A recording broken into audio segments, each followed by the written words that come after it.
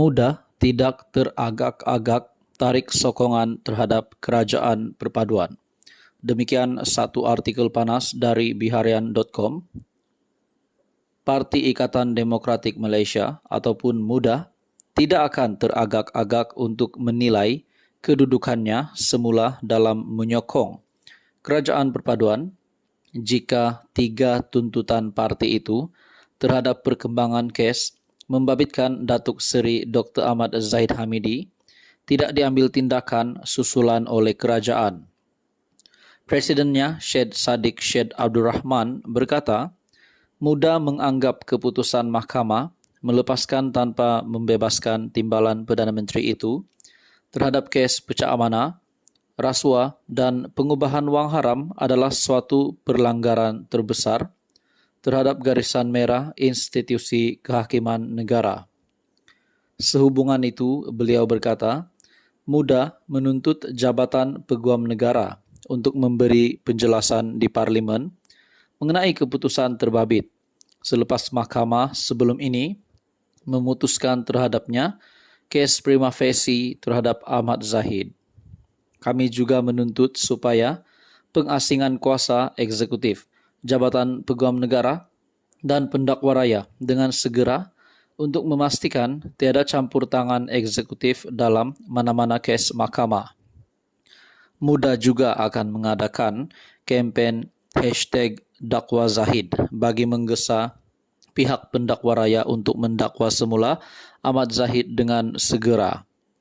Sebagai sebuah parti yang membentuk kerajaan perpaduan, MUDA tidak teragak-agak untuk mengambil keputusan yang keras dan tegas mengenai kedudukan dalam kerajaan perpaduan sekiranya tiada sebarang tindakan lanjut dalam kepimpinan tertinggi.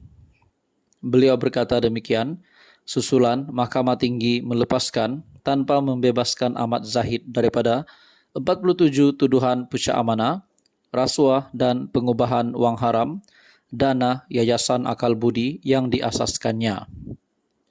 Hakim Datuk Colin Lawrence Siqueira melepas tanpa membebaskan Ahmad Zahid yang juga Menteri Kemajuan Desa dan Wilayah selepas membenarkan permohonan timbalan pendakwa raya Datuk Muhammad Dusuki Mokhtar yang memaklumkan bahawa Jabatan Peguam Negara ingin menghentikan semua prosiding terhadap Ahmad Zahid pada peringkat ini.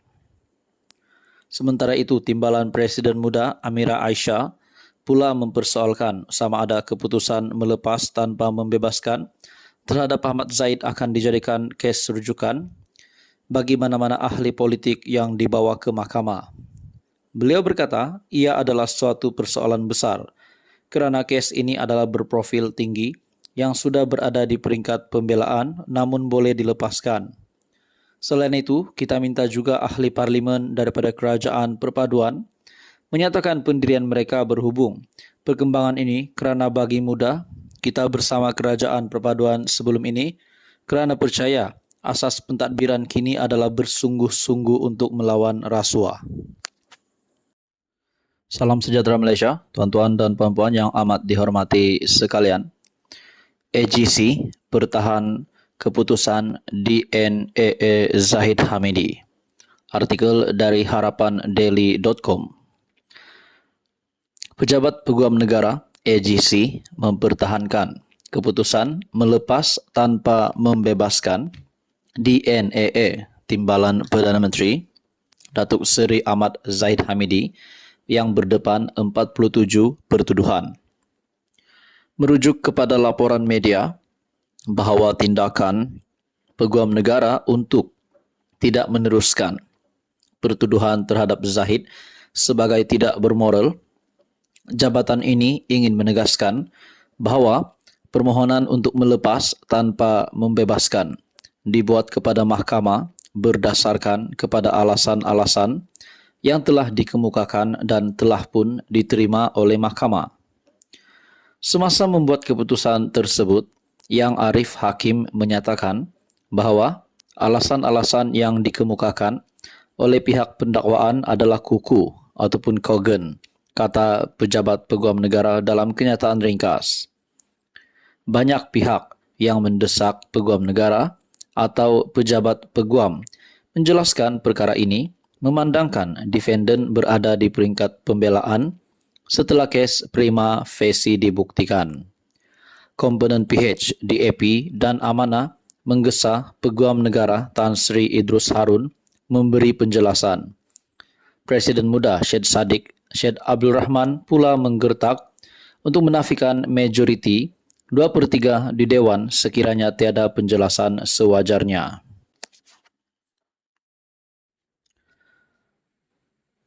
Pilihan raya kecil, kamu siapa?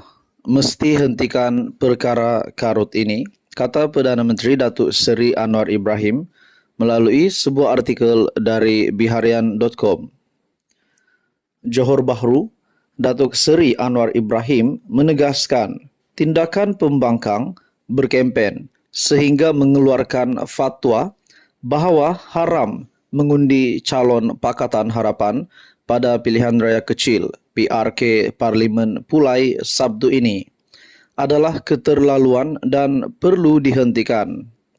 Saya nak tanya yang sibuk nak halang kita, PH nak halang Suhaizan, calon PH bagi pilihan raya kecil Parlimen Pulai, Suhaizan Kayat menang, nak halang majoriti 2/3 kerajaan buat apa? Ini jadi masalah.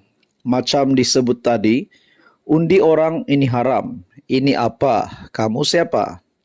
Ini saudara kita, must put a stop to this nonsense. Mesti hentikan perkara karut ini. Tak boleh lagi ada begini, katanya. Perdana Menteri berkata demikian ketika berucap pada ceramah Mega Perpaduan Madani di Taman Uda Utama. Yang turut hadir ialah Menteri Besar Johor, Datuk On Hafiz Ghazi, Presiden Amanah, Datuk Seri Muhammad Sabu dan Suhaizan. Pengerusi Perikatan Nasional PN Tan Sri Muhyiddin Yassin dilapor meletakkan haram hukumnya untuk mengundi Suhaizan pada pilihan raya kecil Parlimen Pulai. Muhyiddin dipetik mendakwa tindakan tidak mengundi Suhaizan itu perlu bagi menunjukkan bantahan dan kemarahan pengundi di Parlimen Pulai berikutan kerajaan perpaduan tidak membantu rakyat dalam kesusahan. Saya bagi hukum haram, ada yang esok mencabar saya berhubung hal ini, tanya ikut fatwa mana. Namun tak boleh undi kerana situasi yang sudah berlaku sekarang. Sudah 9 bulan berlalu ujian bagi rakyat, macam soal kenaikan harga barang, kata Muhyiddin ketika berucap pada ceramah Perdana PN di Kempas.